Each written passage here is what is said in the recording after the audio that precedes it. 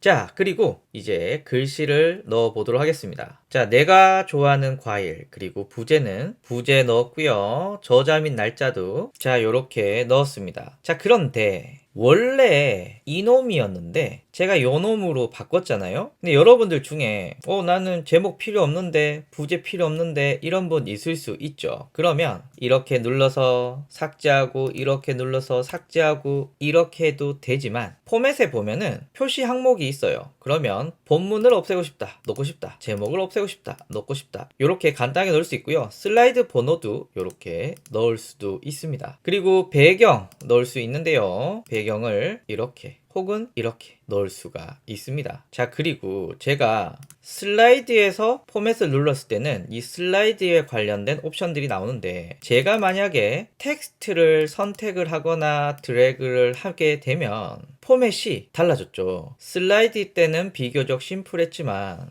제가 텍스트를 드래그하는 순간 포맷이 스타일과 텍스트, 정렬 이렇게 나옵니다. 일단 스타일은 대략 보시면 이렇게 세팅이 미리 되어 있는 스타일을 입히는 건데, 제가 봤을 때는 기본으로 나오는 것 중에 예쁜 건 별로 없어요. 그래서 물론 여러분들이 추가해서 쓸 수 있는데 요건 다음에 말씀드리고요. 그냥 막 쓰실 때는 여기서 뭔가 좋은 걸 건져내기는 사실상 불가능하다. 그래서 여기서는 요 박스 있죠. 요 박스를 무슨 색으로 채울 거냐, 테두리는 넣을 거냐, 테두리는 없을 거냐, 선일 거냐, 액자일 거냐, 이렇게 정할 수가 있는데, 일단 선 같은 경우는 선을 넣게 되고, 그리고 보시면 선의 모양이 굉장히 다양합니다. 그래서 선 적당하게 선택해 주시고요. 당연히 선의 색깔을 여러분들이 조정하실 수가 있으십니다. 그리고 위치도 조금 바꿔볼게요. 위치도 이렇게 바꿨습니다. 자, 그리고 그림자 있는데 뭐 그림자 필요하신 분들은 이렇게 넣게 되면 그림자가 나왔고요. 뭐 흐림 효과, 오프셋, 불투명도 이렇게 조정하시면 되고, 아래쪽에 그림자 각도, 그림자 색깔, 반사시킬 거냐 안 반사시킬 거냐, 불투명도, 여기서는 요 정도만 보시면 될 것 같아요. 근데 여기서는 사실은 이 박스에 대한 내용입니다. 이 글에 대한 내용은 아니고요. 요 박스에 어떤 스타일을 먹이느냐가 여기 포인트입니다. 자, 그러면 요 안에 글은 뭐냐? 텍스트. 자, 텍스트로 들어왔습니다. 그러면 여기에 단락 스타일이 있는데 뭐 필요하신 분들은 쓰셔도 되는데, 저는 잘 안 쓰게 되고 여기서 바꾸고 싶다 라고 하면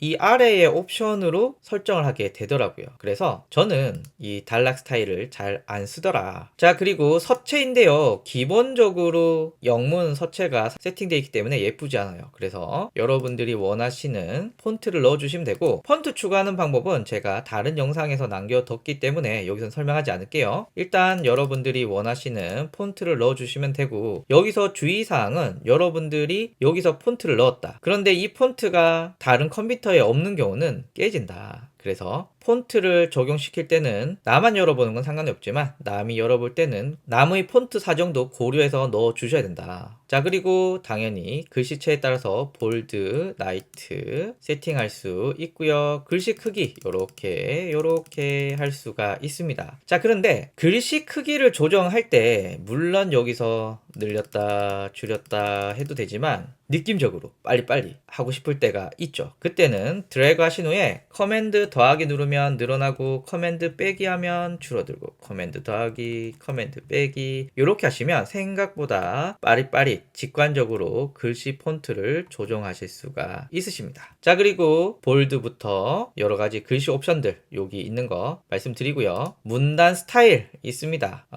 전 잘 안 쓰게 되는데 뭐 어쨌거나 필요하신 분들은 문단 스타일도 써주시면 됩니다. 자, 이제 텍스트 색상인데요. 텍스트 색상은 클릭해서 색깔을 여러분들이 원하는 색깔 이렇게 넣어주시면 되는데, 색깔이 내가 원하는 게 없네? 이런 분 있죠. 그러면 요거 동글뱅이 요 놈을 눌러주시면 보시면 엄청나게 다양한 색깔을 고르실 수가 있으십니다. 여기서 골라주셔도 되고, 저는 여기서 그냥 대충 회색으로 골랐습니다. 별로네요. 그냥 검정색 하도록 하겠습니다. 자, 텍스트 색상인데 여기에 나머지는 하나씩 눌러보시면 되는데 그레디언트 채우기는 한번 보여드리면 좋을 것 같아요. 자, 요렇게 나오죠. 그러면 저는 검정색에서 노란색으로, 그리고 각도는 요렇게 수정할 수가 있습니다. 그런데 별로네요. 저는 그냥 텍스트 색상을 검정색으로 하도록 하겠습니다. 그래서 텍스트에 그냥 단순히 색상을 넣을 수도 있고 그레디언트와 고급 그레디언트 이미지 등등등을 넣을 수도 있다. 자, 그리고 여기까지는 글자에 대한 내용이었다면 여기는 문장에 대한 글입니다. 예를 들면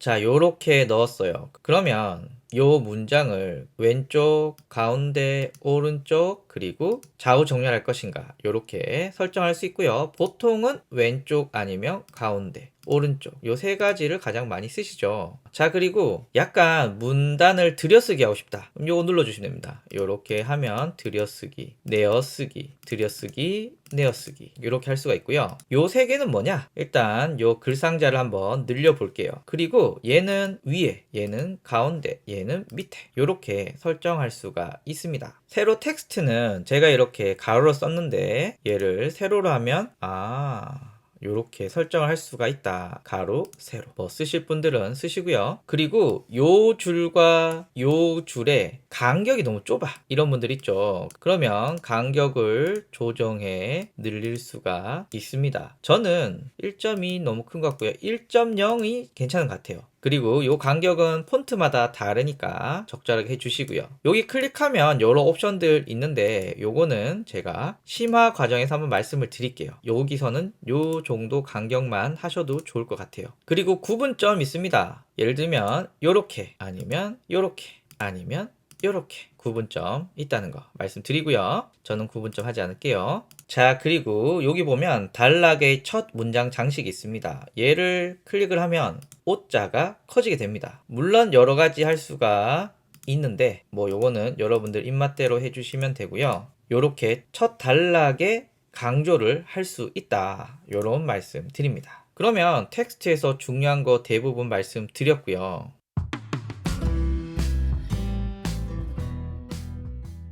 정렬은 화면에 보이는 이 오브젝트의 순서입니다. 자, 예를 들어 볼게요. 자, 요렇게 세 가지의 글상자가 있습니다. 그러면 제가 요 놈을 맨 앞으로 가고 싶다 라고 하면 정렬에 가서 맨 앞으로를 가게 되면 맨 앞이 되죠. 그리고 뒤로 하면 뒤로 가는 거고요. 맨 앞으로, 맨 뒤로 이렇게 순서를 정할 때 쓸 수가 있습니다. 여기 정렬은 이 글상자를 어디로 보낼 거냐인데요. 왼쪽, 그리고 가운데, 그리고 오른쪽 이렇게 정렬을 쉽게 빨리빨리 할 수가 있습니다. 자, 이제 배열 알아볼 건데 배열은 하나를 선택하거나 혹은 두 개를 선택해도 전혀 켜지지 않습니다. 3개 이상을 해야만 켜지는데요. 이 배열이 뭐냐? 일단 세로 방향을 하게 되면 하나, 둘, 세 개가 같은 간격을 두고 있고요. 배열의 가로는 이런 경우에 가로 방향으로 하게 되면 이렇게 맞춰지게 됩니다. 그리고 마지막 배열은 이렇게 같게, 그리고 드래그해서 배열은 같게 해주면 이렇게 맞춰지게 됩니다. 자, 그리고 위치는 뭐 거의 쓸 일 없어요. 그냥 이렇게 움직이면 되니까 굉장히 세밀하게 쓰실 분만 위치를 해주시면 되고, 다행히도 이렇게 하게 되면은 이 가이드 선이 노랗게 뜨기 때문에 뭐 여러분들은 대충 눈대중으로도 정확하게 맞출 수가 있어서 이거는 굉장히 편리합니다. 다만 이제 크기 같은 경우는 굉장히 디테일하게 맞추실 필요가 있겠죠. 그래서 이때는 크기로 조정해 주시면 되고, 다만 비율 유지가 있는데요. 한번 볼게요. 일단 얘는 이렇게 늘리거나